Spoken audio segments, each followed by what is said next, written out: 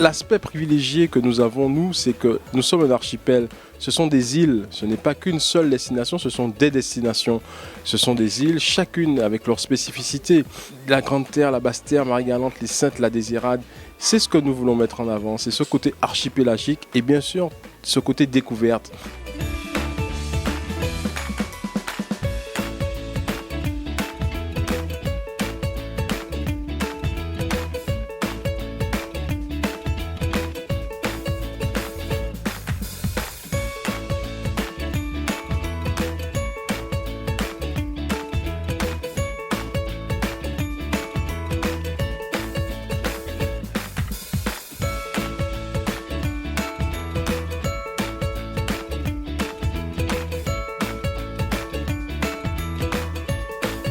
De plus en plus de visiteurs répartissent leur séjour sur la Basse-Terre, sur la Grande-Terre et pourquoi pas sur Marie-Galante ou les Saintes, puisqu'il y a de l'hébergement hôtelier, mais aussi d'autres types d'hébergements qui de plus sont de plus en plus classifiés, labellisés, bénéficient de marques de confiance ou même de labels comme qualité tourisme, donc qui fiabilisent le produit.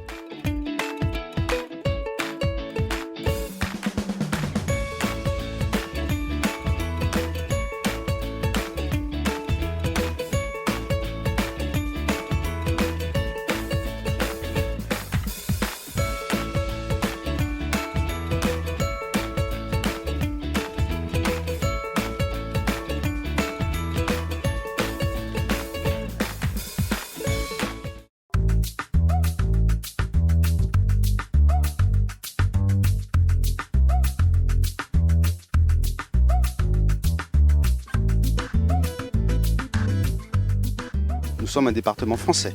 Donc nous avons tous les avantages des départements français, que ce soit en termes de sécurité, d'hygiène, de santé publique.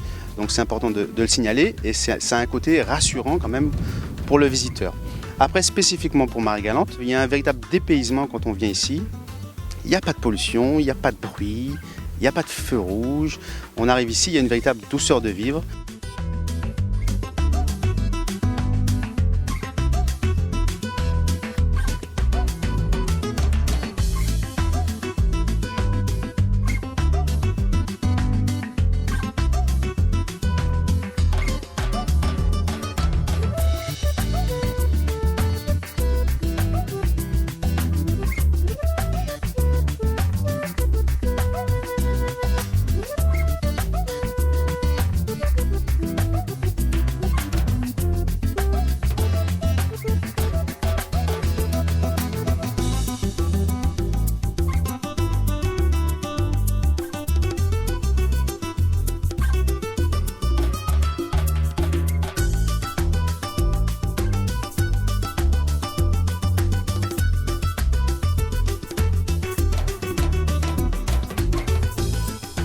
Le touriste va venir s'émerveiller à Petit-Bourg puisque c'est la ville verte, c'est le territoire en fait le plus étendu de Guadeloupe, hein, donc c'est l'émeraude de Guadeloupe si on peut l'appeler ainsi, puisqu'il faut savoir que 70% de notre territoire est dans le parc national. On est sur le site donc de Duquéry, sur la Cassaverie, donc on voulait faire découvrir en fait cette galette, le premier pain des Antillais, des Caribéens.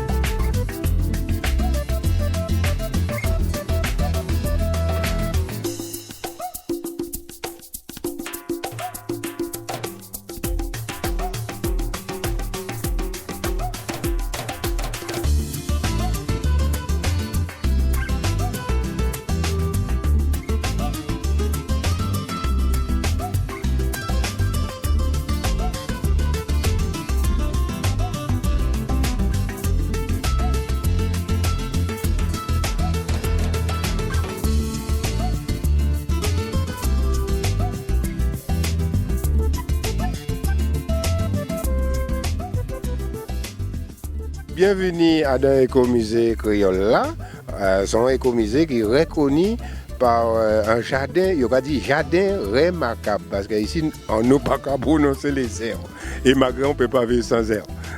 Alors ce jardin remarquable est né du jardin créole au départ, donc c'est-à-dire tout, l'esprit c'était surtout de vivre en autarcie au départ. Hein, et donc autour de la case créole, il y a tout pour se nourrir et se soigner. C'est un peu ça l'objectif. Et en 2008, c'est passé Écomusée créole. Et donc nous l'avons enrichi de toute la tradition, l'histoire, la culture de la Guadeloupe.